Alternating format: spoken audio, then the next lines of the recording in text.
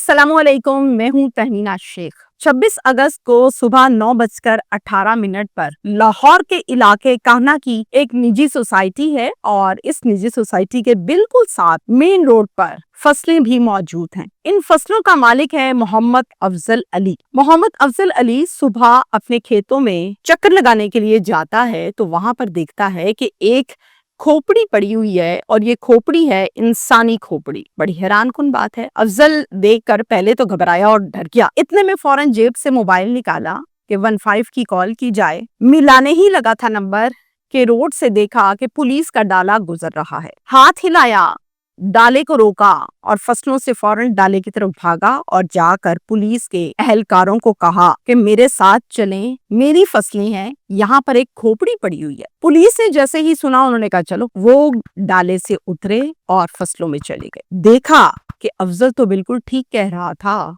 खोपड़ी पड़ी हुई थी। पुलिस अहलकारों ने क्या किया, फौरन से मुतल्लिका पुलिस स्टेशन जो कि कान्हा है वहां पर इतला दी और इसके साथ नेक्स्ट कॉल की PFSA को ताकि वो आए और अपनी तमाम रिक्वायरमेंट्स को पूरा करें। थाने में जैसे ही इतला दी गई तो वहां से नफरी आई और आकर वकुआ देखा, इस खोपड़ी को अपनी तहवील में दिया और फिर वहां पर उन खेतों का, उन फसलों का जो मालिक था मोहम्मद अफजल, उससे कुछ मालूमात ली, कुछ सवालात किए। पूछा ये क्या मामला है अफजल साहब और ये कब पेश आया। अफजल ने जवाब दिया कि मुझे तो नहीं पता ये क्या मामला है और कब पेश आया, अलबत्ता मैं हफ्ते में कभी 2 दफा और कभी 3 दफा यहाँ पर चक्कर जरूर लगाता हूँ। पिछली मर्तबा जब आया था लास्ट टाइम तो यहाँ पर कोई खोपड़ी शोपड़ी नहीं थी, रूटीन के मुताबिक तमाम चीजें थी। इस दफा आया हूँ तो मैंने खोपड़ी देखी है और खोपड़ी देखी तो फौरन से पुलिस को बुलाया है। ये डाला यहाँ से जा रहा था। इसके अलावा मैं इस केस के बारे में, इस वकूए के बारे में कुछ नहीं जानता। पुलिस स्टेशन कान्हा में पुलिस की मुद्दत में एक नामालूम पर्चा दर्ज कर लिया जाता है 302 का इस खोपड़ी के हवाले से। अब जब पर्चा दर्ज हो गया तो पुलिस ने मेडिकल करवाने के लिए इस खोपड़ी को भिजवाया गया और फिर जब मेडिकल रिपोर्ट आई तो इल्म हुआ कि ये खोपड़ी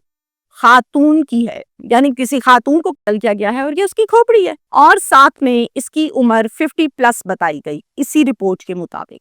अब सवाल ये पैदा होता है, ये खातून आखिर कौन थी? इस खातून को किसने और क्यों कत्ल किया? कितना अरसा पहले ये कत्ल किया गया? पुलिस को सिर्फ खोपड़ी मिली है, इस खोपड़ी का ढांचा यानी धड़ कहाँ है और कब मिलेगा? अहम बात यह है कि कातिल तक पुलिस कैसे पहुंची और इनको गिरफ्तार कैसे किया। अब ये तो पता चला कि ये खोपड़ी है खातून की, 50 साल से बड़ी उम्र थी इस खातून की।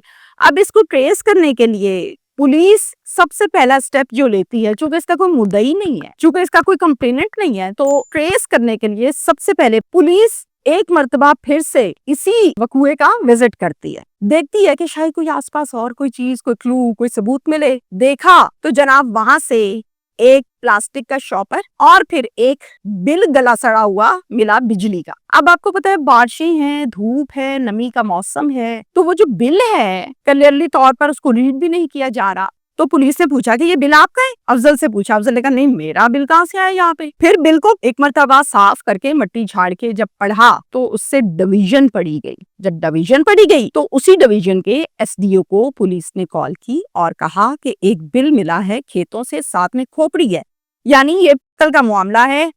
रेफरेंस नंबर भी कुछ कुछ पढ़ा जा रहा है, आपको रेफरेंस नंबर बता देते हैं, तो आप ये बता दीजिए कि ये बिल किस एड्रेस का है। SDO सारी बात सुनने के बाद रेफरेंस नंबर को नोट करते हैं और सिस्टम पर ये बिल जिस एड्रेस का था वो एड्रेस देकर पुलिस को एड्रेस बता देते हैं। सुनिए, ये बिल था एक 55 साल की खातून मार्गरेट का, जो दिया एड्रेस SDO ने। पुलिस उस एड्रेस पर जब पहुंची तो देखा कि एक जवान लड़का दरवाजे पर खड़ा है। पुलिस ने पूछा क्या नाम है आपका? तो आगे से कहा मेरा नाम शफीक जेम्स है। पुलिस ने पूछा कितने बहन भाई हो? तो कहा हम 2 भाई हैं, ये दूसरा मेरा भाई है, उसका नाम है नबील जेम्स, वो छोटा है। पुलिस ने पूछा वालिदैन कहाँ है? कहा वालिद साहब तो हयात नहीं और वालिदा का नाम है मार्गरेट। पुलिस ने पूछा इस घर पर कौन कौन रहता है? तो बताया कि हम 2 भाई और वालिदा। अब पुलिस ने जब ये पूछा था कि वालिदैन हयात हैं, कहाँ है, तो ये कहा था कि वालिद साहब हयात हैं, लेकिन माँ के लिए नामुकम्मल जुमला छोड़ा। यहाँ से पुलिस को पड़ा शक। पुलिस ने कहा अपनी वालिदा को बुलाइए अंदर से, जिसका जवाब ये दिया गया शफीक जेम्स की जानिब से, जो कि बड़ा बेटा है, कि वालिदा कुछ अर्सा पहले हमें छोड़ के भाग गई थी, अब तक हमारा उनसे कोई राब्ता नहीं है। पुलिस ने कहा अगर वो भाग गई थी, अगवा हो गई थी, तो कोई गुमशुदगी की रिपोर्ट या कोई कानूनी कार्रवाई नहीं करवाई आप दोनों ने? जवाब दिया कि नहीं, हमने कोई कानूनी कार्रवाई नहीं करवाई, यानी कि कोई पर्चा, कोई रिपोर्ट नहीं करवाई। यहाँ से पुलिस को ये दोनों मजीद मशकूक लगे। पुलिस ने कहा थाने आ जाओ, जरा कुछ फॉर्मेलिटीज हैं, कानूनी कार्रवाई है, फिर आप चले जाना। आ गए थाने। अब ये थाना है Kanha police station. Kanha police station आके पुलिस ने जरा थोड़ा स्ट्रिक्टली अंदाज में जब पूछगिछ की, छानबीन की, तफ्तीश की, तो जनाब दोनों के दोनों सुथरे तरीके से ब्रेक हो गए। कहते हैं हमने अपनी माँ को खुद उसका गला दबा कर कत्ल किया है। पुलिस ने पूछा क्या वजह है? आगे से जवाब देते हैं कि हम दोनों आइसर हैं, यानी कि हम आइस एडिक्टेड है, बहुत ज्यादा आइस पीते हैं। वालिदा हमारी घरेलू मुलाजिमा थी, लोगों के घरों में सफाई का काम करती थी और उस नौकरी में से, इस तनख्वाह में से थोड़े पैसे करके 50,000 रुपए जमा कर लिए थे। हमने मांगे कि 50,000 रुपए हमें दे दो, हमारा नशा खत्म था। हमने कहा कि उस 50,000 से नशा खरीदेंगे। तो माँ ने कहा कोई पैसे नहीं है, मैं तुम्हें पैसे दे भी दूं तो तुम लोगों ने करना क्या है, नशा खरीदने और जाया कर देने हैं। तो माँ ने पैसे नहीं दिए। इस पर हम दोनों को बहुत गुस्सा आया। हम बहुत शिद्दत पसंद है, चूंकि हम आइस पीते हैं। हमने पकड़ा, माँ को गला दबाया और मार दिया। पुलिस ने पूछा अच्छा फिर? कहता है हमारी जो माँ है वो एक शॉपर में, छोटा सा शॉपर होता है, उसके अंदर कुछ अपनी जरूरी दवाइयां और पैसे रखती है, उसको अच्छे से गिरा लगा के दुपट्टे के पल्लू के साथ एक गिरा की सूरत में बांध देती हैं। ये उनकी रूटीन है शुरू से। हमें इस बात का भी पता है कि पैसे इसमें रखे हुए हैं। हमने जब गला दबाकर मार दिया तो फिर दुपट्टा खोला, गिरा खोली, पैसे लिए और फिर उसके बाद वो बिल और वो शॉपर माँ की लाश के ऊपर फेंका। शफीक रिक्शा चलाता है। शफीक अपना रिक्शा लेकर आया, माँ की लाश को रिक्शे में डाला और रात के अंधेरे में फसलों पर ले गए और ले जाकर माँ की लाश को जमीन में गाड़ दिया और वापस आ गए। अब जो हमने 50,000 रुपया निकाला था उसका हमने नशा खरीदा और अपनी जो तलब थी उसको पूरा किया। अब ये वही बिल है जो वहां से शॉपर और बिल मिला था, जो इन दोनों को ट्रेस करने का सबब बना। चूंकि नशा है तो पता ही नहीं चला होगा, ऊपर ही फेंका और चलो जी अल्लाह खैर सल्ला। इन दोनों ने इकबाल जुर्म किया, ये एतराफ किया है कि हमने अपनी माँ को कत्ल किया। यहाँ तक तो केस काफी हद तक ट्रेस हो चुका, क्लैरिफाई हो चुका। अब इस केस को मजीद क्लियर करने के लिए रिक्वायरमेंट ये है कि इस खोपड़ी का निचला धड़ कहाँ है, वो कौन बरामद करेगा, वो करना भी बाकी है। तो पुलिस जो है वो अब मजीद इस केस को आगे देखेगी और इस धड़ को बरामद करेगी, निशानदही मुल्जिमान से करवाएगी। तो ये सारे का सारा जो प्रोसीजर है ये अभी कंप्लीट नहीं हुआ। हम ये कहेंगे कि ये अंडर प्रोसीजर है। इसके अलावा बहुत से ऐसे सवालात हैं मेरे पास जिनका जवाब अब तक हमें इस केस से रिलेटेड नहीं मिला। नंबर 1, चूंकि ये खोपड़ी मिली तो यकीनन ये कत्ल पुराना है, तो ये कत्ल कब किया गया, क्या तारीख थी, क्या टाइम था? उससे बड़ा सवाल ये है कि माँ की लाश को गाढ़ा किस टाइम गया और गाड़ने में क्या सिर्फ ये दोनों भाई शामिल थे या कोई तीसरा भी था? इतनी देर हो चुकी कि ये सर से खोपड़ी में तब्दील हो चुकी। यानी खोपड़ी का मतलब ये होता है कि गोश्त को सब कीड़े मकोड़े खा गए, खत्म हो गया गोश्त, पुरानी बात है। तो इतनी देर लग चुकी, अभी तक किसी को पता ही ना चला। अब सैलाब आया, बारिशें आई, आपको पता है कि यही कुछ चल रहा है और मजीद भी बारिशों की पेशगोई चल रही है। कुदरत खुदा की, जब सैलाब आता है या पानी बारिश का आता है तो मिट्टी जो होती है, कच्ची मिट्टी, वो नरम पड़ जाती है। जब वो नरम पड़ती है तो पानी के साथ मिट्टी इधर उधर बह भी जाती है। तो जो चीजें या इंसानी लाशें जो नीचे दबाई गई होती हैं कल करके, वो बाहर आ जाती है।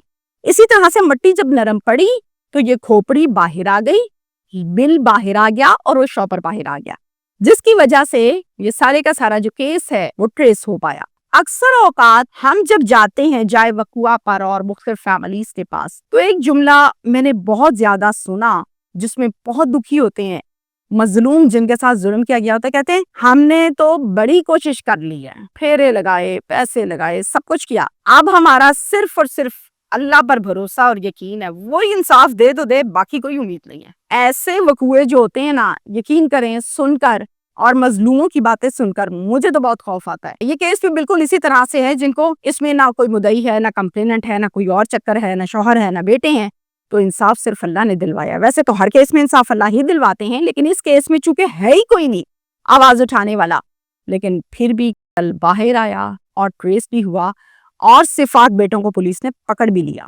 हम इसे ये कहेंगे कि एक मोजज़ा है। ये बात तो लिखी पड़ी है और अक्सर औकात आप लोगों ने भी अब तो सुन ली होगी, इतनी अवेयरनेस तो अब आ चुकी कि कल कर दिया जाता है गुस्से में, जज्बात में, جھگڑوں میں، لیکن بھگتنا بعد میں سالوں پڑتا ہے۔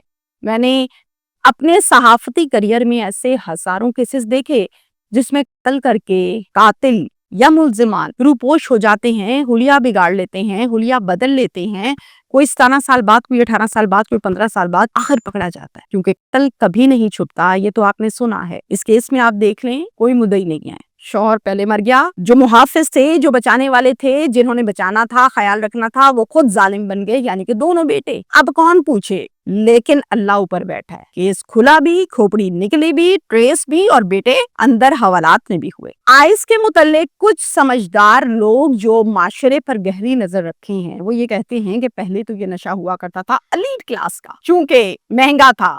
اب یہ نشہ اسکول، کالج اور یونیورسٹی کے باہر ایزیلی اویلیبل ہے، جس سے نئی نسل اور یہ قوم تباہ ہو رہی ہے۔ اور میجورٹی آئس کے متعلق یہ کہا جاتا ہے کہ آئس کو برا ہی نہیں سمجھتے، وہ کہتے کوئی مسئلہ نہیں ہے، آئس پینا تو کوئی ایشو نہیں ہے، تو ایک ٹرینڈ ہے، جیسے شیشہ ایک ٹرینڈ بن گیا تھا، اسی طرح سے آئس بھی ایک ٹرینڈ بن گیا ہے۔ اور خواتین بھی اس میں بہت زیادہ ملوث دکھائی دیتی ہیں، لڑکیاں کالج کی، یونیورسٹی کی بہت ملوث دکھائی دیتی ہیں۔ بہرحال کان کو آپ ادھر سے پکڑیں یا پھر پیچھے سے گھما کے ادھر سے پکڑ لیں، پکڑا آپ نے کان ہے، پکڑا آپ نے نشہ ہے، جس نے آپ کو تباہ کرنا ہے، آپ کے مستقبل کو تباہ کرنا ہے، آپ کی صحت کو تباہ کرنا ہے، آپ کی زندگی کو تباہ کرنا ہے۔ یہ جو دماغ ہے، اس پر پردہ پڑ جاتا ہے۔ وہ کہتے ہیں نا، نشے کی عادت میں قتل کر دیا، شراب پی بھی تھی، دماغ کام نہیں کر رہا تھا، اونچی اونچی دھاڑے مار رہا تھا، آئس کے پیچھے یہ کچھ کیا، یعنی ماں جس نے پیدا کیا، بڑا کیا، پالا پوسا، اور ایٹ دی اینڈ وہ پھر بھی نوکری پر تھی، گھریلو ملازمہ تھی، جو تنخواہ آتی تھی کسی اور کو تو نہیں دیتی تھی نا، اسی گھر میں روٹی پانی کے لیے استعمال ہو جاتے تھے وہ مختصر سے پیسے جتنے بھی ملتے ہوں گے۔ ایسے بیٹوں کو اتنی محنت کے بعد، پالنے کے بعد، بڑا کرنے کے بعد، اسی ماں کو یہی بیٹے اپنے ہی ہاتھوں سے گلا دبا کر قتل کر دیتے ہیں۔ حاصل حصول کیا تھا؟ پیسے، جس سے نشہ خریدنا تھا، آئس خریدنی تھی۔ تو آئس کے حوالے سے ویسے تو بہت سے سیمینارز اور چیزیں چل رہی ہیں، لیکن ذرا سیریس موڈ پر، اچھے انداز میں اگر اس پر روک تھام پر اس کی کام کیا جائے تو شاید ہم امید کر سکتے ہیں کہ اس قوم کے بچوں کا، نوجوانوں کا مستقبل شاید محفوظ ہو جائے۔